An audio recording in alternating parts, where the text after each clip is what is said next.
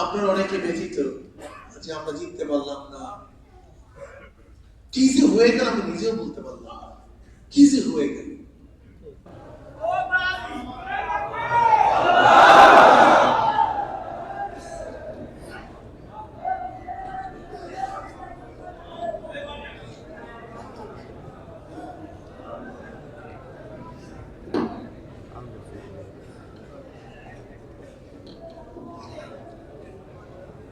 আসসালামু আলাইকুম ওয়া রাহমাতুল্লাহি ওয়া বারাকাতুহু। নাহমাদু ওয়া নুসাল্লি আলা রাসূলিল কারীম, আম্মা বা'দ। ওয়া আউযু বিল্লাহি মিনাশ শাইতানির রাজীম। বিসমিল্লাহির রাহমানির রাহিম।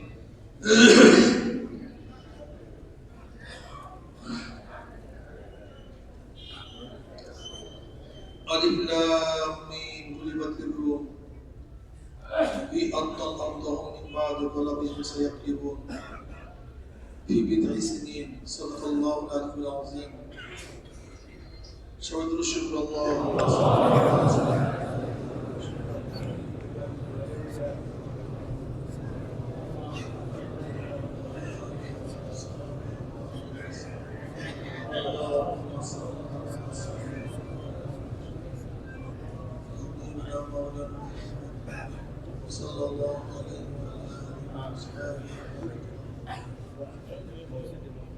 আল্লাহ পাকের শুকর। আমরা এখানে যুদ্ধের ময়দানে ছিলাম, এক বিশাল লড়াই হয়ে গেছে। যে লড়াইয়ের মধ্যে আমরা অংশগ্রহণ করেছিলাম, আমি আগেই বলেছি ইসলামের হার বলতে কোনো সাবজেক্ট নেই। ইসলামের হার বলতে কোনো সাবজেক্ট নেই। যেরকম আমরা যুদ্ধের ময়দানে গেলাম, কেউ যদি শহীদ হয়ে যায়, সে ব্যক্তি ক্ষমতা পেল না, কিছু দেখলো না, আপনাদের কামিয়াব বলবেন নাকি কামিয়াব বলবেন না? কিভাবে কামিয়াব? সে তো কিছুই দেখলো না। এইটা আমাদের মনে রাখতে হবে যে কামিয়াবি কি জিনিস। ইসলামের কামিয়াবি অন্য কামিয়াবি এক জিনিস না। সাহাবায়ে কেরাম রাদিয়াল্লাহু তাআলা আজমাইন বীরে মামুনার মধ্যে প্রায় 70 জন কুররা হাফেজ সাহাবী শহীদ হয়েছে রাদিয়াল্লাহু তাআলা আজমাইন। সবচেয়ে দামি এত হাফেজ শহীদ আর কোনো যুদ্ধ হয়নি। এটা যুদ্ধও ছিল না, একটা ধোকার মধ্যে মুসলমানদেরকে বীরে মামুনে নিয়ে যাওয়া হয়েছে, সেখানে মুসলমানদেরকে শহীদ করে দেওয়া হয়েছে। এক বেঈমান বলতেছে, কাফের বলতেছে, আমি যখন তাদের উপর তীর নিক্ষেপ করেছি, ফুলকি মেরে রক্ত বের হইতেছে। ওই অবস্থায় সে ব্যক্তি বলছে, ফুস্তু রাব্বিল কাবা, রব্বে কাবার কসম, আমি কামিয়াব হয়ে গেছি। অথচ তার ভিতর থেকে ফুলকি মেরে রক্ত বের হইতেছে, আর সে বলতেছে ফুস্তু রাব্বিল কাবা, রব্বে কাবার কসম, আমি কামিয়াব হয়ে গেছি। ওই কাফের এক মুসলমান কাছে প্রশ্ন করছে, এটা কেমন কামিয়াবি? সে মারা যাবে, দুনিয়া থেকে বিদায় হবে, অথচ সে বলছে ফুস্তু রাব্বিল কাবা, রব্বে কাবার কসম, আমি কামিয়াব হয়ে গেছি। এরকম কামিয়াবি। তখন তিনি জবাব দিলেন, এই কামিয়াবি মূল কামিয়াবি। আমরা দুনিয়ার কামিয়াবিকে মূল কামিয়াবি মনে করি না। লা আয়শা ইল্লা আয়শাল আখিরা, আল্লাহুম্মা গফির আনসারা ওয়াল মুহাজিরা। আমরা দুনিয়ার সুখ শান্তিকে মূল সুখ শান্তি মনে করি না। আমাদের মূল সুখ শান্তি আখিরাত। এইটা প্রথম আপনার মাথার মধ্যে ঢুকাতে হবে ভাই, নয়তো আপনাদের অঙ্ক মিলবে না। যদি সূত্র অঙ্কে ঠিক না থাকে, সে অঙ্ক মিলে না। আমাদের কামিয়াবি কোন জায়গায়?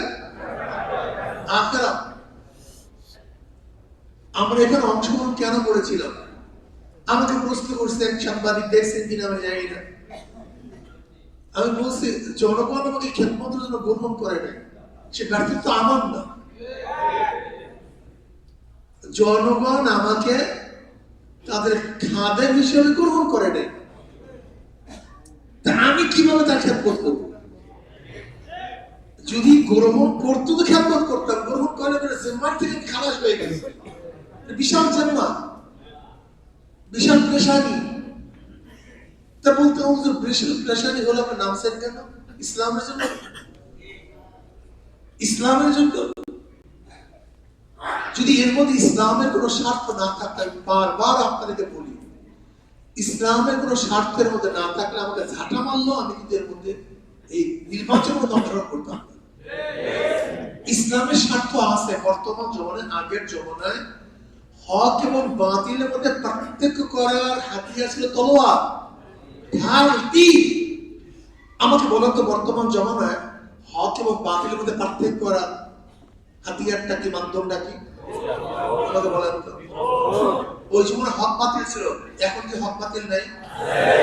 ওই জমানায় হক বাতিলের মধ্যে পার্থক্য করার মাধ্যম কি ছিল? তলোয়ার, লড়াই। এখন কি?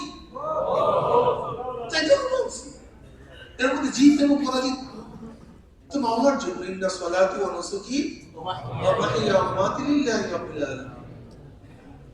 এটা প্রথম মাথার মধ্যে রাখেন। আমাদের হাড়টা কোথায়? এর মধ্যে হাড় একটা আছে। যদি কেউ আমার সাধ্য অনুযায়ী চেষ্টা না করে, সেখানে হারছে। এটার উপর ব্যাপার। আমার হারাটা সেখানে। যদি আমি সাধ্য অনুযায়ী চেষ্টা না করি, তাহলে আমি কি? আর যদি সাধ্য অনুযায়ী চেষ্টা করি, আমি কামিয়াব হয়ে গেছি। আলহামদুলিল্লাহ, আমি কামিয়াব হয়ে গেছি। কাজী আমাদেরকে অবশ্যই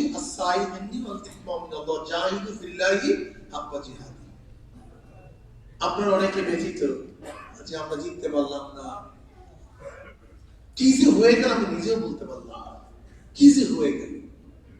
তবে নির্বাচন ইঞ্জিনিয়ারিং হয়েছে, এটা তো আমরা স্পষ্ট।